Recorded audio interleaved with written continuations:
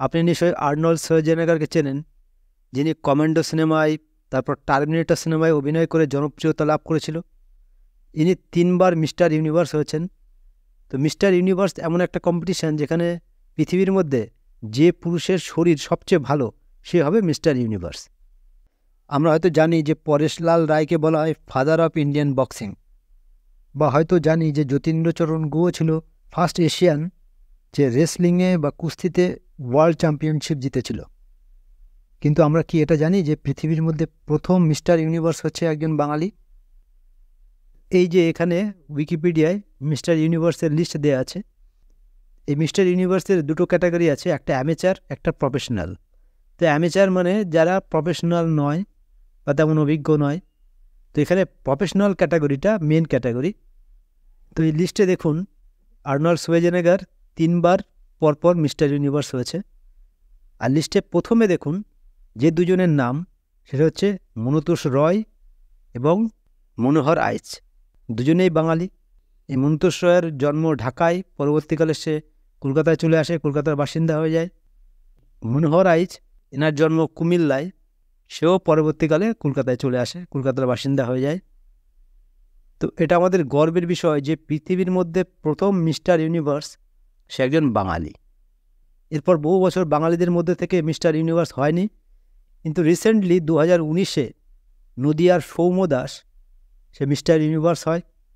এরপর অন্য একটা কম্পিটিশনে শিলিগুড়ির সুমন দাস সে গোল্ড মেডেল জেতে।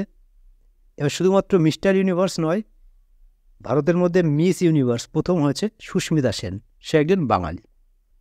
তারপর অন্যান্য যেসব কম্পিটিশান আছে যেখানে শারীরিক স্ট্যামিনা বেশি দরকার হয়, যেমন ধরুন সাঁতার, ফুটবল। তো সাঁতারে এশিয়ার মধ্যে প্রথম ইংলিশ চ্যানেল পার করে ব্রজেন দাস। একই সালে ইংলিশ চ্যানেল পার করে মিহির সেন।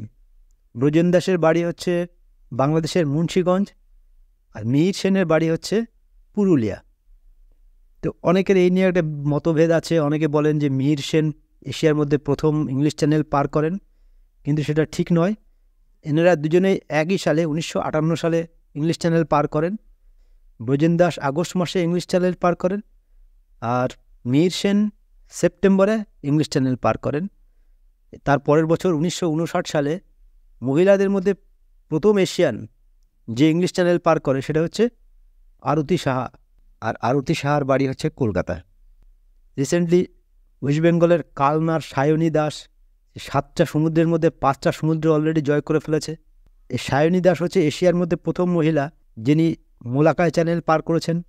তারপর নর্থ চ্যানেল, যেটা খুবই ডিফিকাল্ট একটা রিস্কি চ্যানেল, ওর মধ্যে অনেক জেলিফিশ থাকে, ঠান্ডা প্রচণ্ড, সেই চ্যানেল উনি পার করেছেন। বাঙালি হিসেবে এটা আমাদের গর্বের বিষয়। তারপর ইন্ডিয়া দলের প্রথম ফুটবল ক্যাপ্টেন গোষ্ঠপাল, তিনিও বাঙালি। এছাড়া ওয়েট লিফটিংয়ে হাওড়ার অচিন্ত শিউলি 2022-এর কমনওয়েলথ গেমসে সোনা জিতেছে। মেয়েদের মধ্যে ওয়েট লিফটিংয়ে বাংলাদেশের মাদারীপুরের মাবিয়া আক্তার সাউথ এশিয়ান গেমসে সোনা জিতেছে। কিন্তু একটা আশ্চর্যের বিষয় যে বাঙালির নামে একটা অপবাদ প্রচলিত আছে যে বাঙালিরা নাকি দুর্বল, শারীরিকভাবে দুর্বল বা সাহসী নয়। যেখানে পৃথিবীর মধ্যে প্রথম মিস্টার ইউনিভার্স হচ্ছে বাঙালি, সেখানে বাঙালিকে শারীরিকভাবে দুর্বল বলে কী করে? আপনার কী মনে হয়, বাঙালি কি ভীতু বা বাঙালি কি শারীরিকভাবে দুর্বল?